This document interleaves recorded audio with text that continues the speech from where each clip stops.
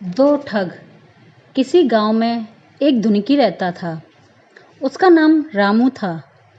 उसके परिवार में उसकी बीवी और दो बच्चे रहते थे। बीवी का नाम लक्ष्मी था। बहुत ही सीधा साधा आदमी था वह, पर लक्ष्मी बहुत ही चालाक थी। रुई का काम बहुत मेहनत से करती और खूब पैसा कमाती थी। एक बार उनके गांव में सूखा पड़ गया, लेकिन ये दोनों खूब जी जान लगाकर काम करते और आराम से रहते। वहीं दूसरे गांव में दो ठग रहते थे। दोनों बहुत ही शातिर थे, किसी को भी लूट लेते। एक दिन वो दोनों ठग रामू के गांव में आए और गांव के बाहर अपना डेरा डाल दिया। उस गांव में एक चरवाहा रहता था। उससे उन दोनों ठगों ने दोस्ती कर ली। बात ही बात में उनसे पूछा कि इस गांव में सबसे अमीर आदमी कौन है। चरवाहा सीधा साधा आदमी था। वो बोला कि भाई, इस गांव में तो सब गरीब लोग रहते हैं, कमाने खाने में परेशान हैं, पैसे वाला कोई भी नहीं है। केवल एक धुनकी है, रामू। उसकी बीवी बहुत पैसा कमाती है और रुई बनने का काम करती है। वो दोनों गांव-गांव जाकर रुई का काम करते हैं और खूब पैसा कमाते हैं। फिर दोनों ठगों ने प्लान बनाया कि क्यों ना हम उसकी बीवी को ही उठाकर ले जाएं। अगले दिन वह दोनों ठग रामू के घर पर गए।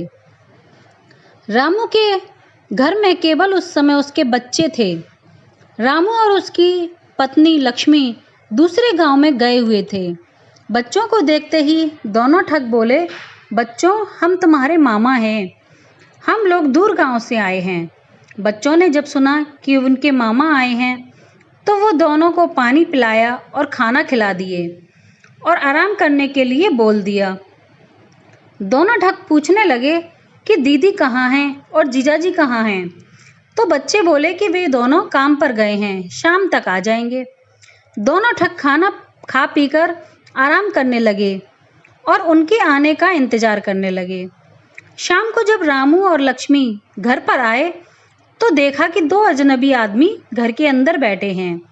रामू और लक्ष्मी को आता देख दोनों ठग दीदी और जीजाजी कर बोलकर प्रणाम करने लगे और हालचाल पूछने लगे। लक्ष्मी बोली, मेरा तो कोई भी भाई नहीं है, फिर आप लोग कौन हैं और हम दोनों को दीदी जीजाजी क्यों कह रहे हो।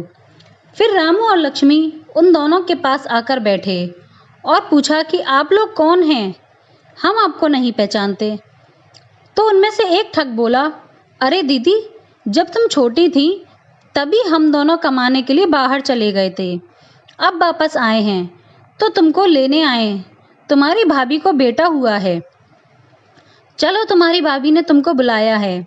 लक्ष्मी बोली कि ठीक है, अभी आप दोनों लोग खाना खा पी कर आराम कीजिए, हम सुबह चलेंगे। रात में दोनों ठग खाना खा पी कर सो गए। रामू और लक्ष्मी आपस में बात कर रहे थे।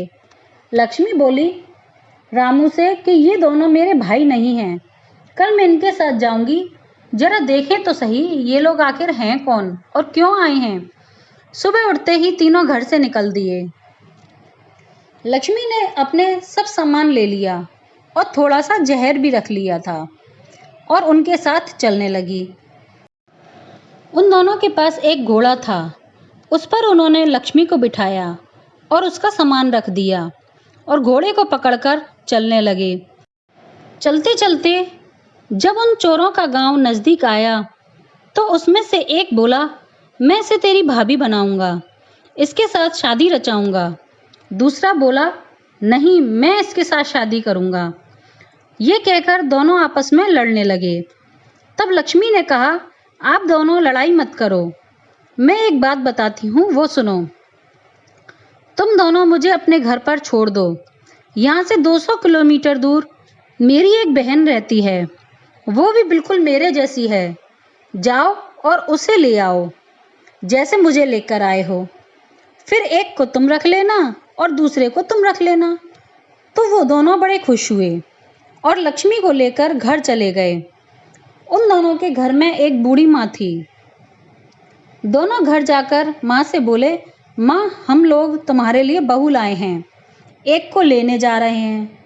तब तक तुम इसका ख्याल रखो। इतना बोलकर वो दोनों चले गए। उनके जाने के बाद लक्ष्मी बूढ़ी औरत से बात करने लगी। बूढ़ी औरत बोली, बहू, मैं 3 दिन से भूखी हूँ, मुझे कुछ खाना बना कर दो। लक्ष्मी खाना बनाने लगी और दोनों बातें करने लगे। तब बूढ़ी औरत बोली, बहू, घर में बहुत सारा सोना हीरे जवाहरात हैं। मेरे बेटों ने उसे ज़मीन में दबा रखा है। और उसने लक्ष्मी को वो सब जगह दिखा दिया कि किस किस जगह पर क्या क्या गड़ा है। और सबसे आखिरी में उसने एक जगह बताई जहाँ पर उसने बोला कि इसमें जहर है, कभी गुस्से में आकर खा मत लेना। लक्ष्मी बोली कि नहीं अम्मा जी, मैं ऐसा हरगिज़ नहीं करूँगी। अब इधर खाना बन चुका था। लक्ष्मी ने खाना निकाला और उसमें जहर मिला दिया और उस बूढ़ी औरत को पंखे से हवा कर करके खाना खिलाने लगी।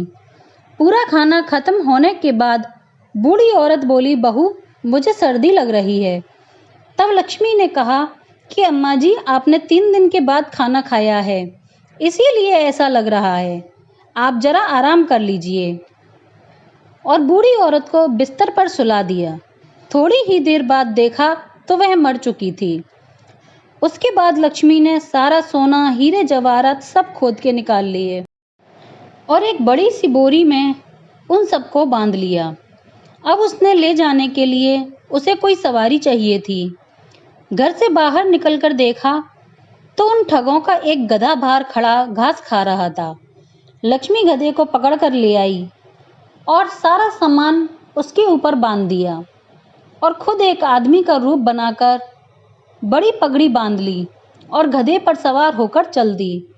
थोड़ी दूर जाने के बाद वो दोनों ठग वापस आ रहे थे, आपस में बातें करते हुए कि हम लोगों को उसने बेवकूफ़ बना दिया, चल घर पर चलकर उसकी बहुत पिटाई करेंगे। तभी उसने छोटे वाले ठग ने देखा कि भाई, वो देखो, हमारा गधा कोई आदमी लेकर जा रहा है। इस पर बड़े ने कहा कि अरे बेवकूफ़, वो कोई सौदागर मालूम पड़ता है, ऐसा मत बोल, नहीं तो वो हमें मारेगा। तब तक लक्ष्मी उनके पास आ गई थी। उनको बातें करते हुए सुनकर कड़क आवाज़ में बोली, क्या बोल रहे हो तुम? इतने में बड़े भाई ने कहा, कुछ नहीं साहब, आप अपने रास्ते जाइए। और वो चली गई।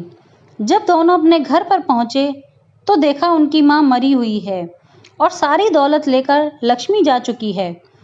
तब छोटे भाई ने कहा, मैं बोल रहा था वो गधा हमारा ही है, पर तुमने मेरी बात नहीं सुनी, वरना हम उसे वहीं पकड़ लेते। फिर दोनों ने अपनी माँ का अंतिम संस्कार किया और इधर लक्ष्मी अपने घर पहुँच गई और सारी बातें उसने रामू को बताईं और फिर बोली कि अभी कुछ ही समय में वो दोनों ठग भी यहाँ आते ही होंगे। तो रामू बहुत ज़्यादा डर गया। लक्ष्मी बोली, आप चिंता मत करो, मैं अब सब संभाल लूँगी। इन दोनों ने अपनी माँ का क्रियाकर्म करने के बाद अपने 2 ठग दोस्तों को सारी बात बताई और बोले कि चलो अब की बार उसे बिस्तर के साथ उठा लाएंगे। अब ये 4 लोग मिलकर उसके गांव की तरफ चल दिए और अंधेरा होने का इंतजार करने लगे। लक्ष्मी ने रामू को अपने 2 बच्चों के साथ एक रूम में सुला दिया और खुद लालटेन लेकर एक नंगी तलवार लेकर पूरे घर में घूमने लगी और उनके आने का इंतजार करने लगी। जब रात के 12 बज गए तब इन चोरों ने उसकी दीवार में सेंध लगाना चालू कर दिया। लक्ष्मी हर कमरे में बारी बारी घूम रही थी। तभी उसे दीवार खोदने की आवाज़ आई। वो अपना लालटेन धीमा करके वहीं बैठ गई। थोड़ी देर बाद चोरों ने दीवार में सुरंग बना दी। तब एक ठग बोला, जरा घुसकर देखो, जाने लायक हुआ भी है या नहीं। उसमें से एक चोर ने घुसने की कोशिश की। जैसे ही उसने अपना सिर अंदर डाला, लक्ष्मी ने तलवार से उसकी नाक काट दी और वो ठग बाहर निकलकर बहुत तेजी से भागा। उसे भागता देखकर बाकी 3 चोरों ने सोचा, लगता है वो किनारे पर ही उसे कुछ मिल गया है और उसे लेकर वह भाग रहा है। उसमें से एक उसका पीछा करने लगा। थोड़ी दूर जाकर उसने उसे पकड़ लिया और बोला कि क्या लेकर भाग रहा है तू? तब उसने बताया कि वहाँ कोई धारदार चीज़ है जिससे मेरी नाक कट गई, इसीलिए मैं भागा। तब दूसरे ने कहा कि रुक जा, मैं जाकर देखता हूँ। तब दूसरा बोला कि जरा संभल कर अंदर घुसना। सामने जाकर देखा, उसे कुछ नजर नहीं आया। फिर वो थोड़ा और आगे बढ़ा। जैसे ही उसकी मुंडी बाहर को निकली, लक्ष्मी ने इसकी भी नाक पर वार किया और इसकी भी नाक कट गई। फिर यह भी बाहर निकला और तेजी से भाग गया। बाकी दो चोर इसे देखकर सोचने लगे कि शायद इसे कुछ मिल गया है, इसीलिए ये भागा। फिर वो उसके पीछे भागे। वहां जाकर उसे पता चला कि इन दोनों की नाक कट गई है। अब तीसरा बोला कि मैं जाकर देखता हूँ। फिर तीसरा भी अंदर गया तो लक्ष्मी ने उसकी भी नाक काट दी। फिर चौथा गया बड़ी होशियारी के साथ कि मैं देखता हूँ। वहां अंदर जाकर जैसे ही उसने दीवार से बाहर सिर निकाला, लक्ष्मी ने उसकी भी नाक काट दी और चारों ठग हार गए। मुंह बांधकर सबकी सब बाहर चले गए और कभी लौटकर नहीं आए।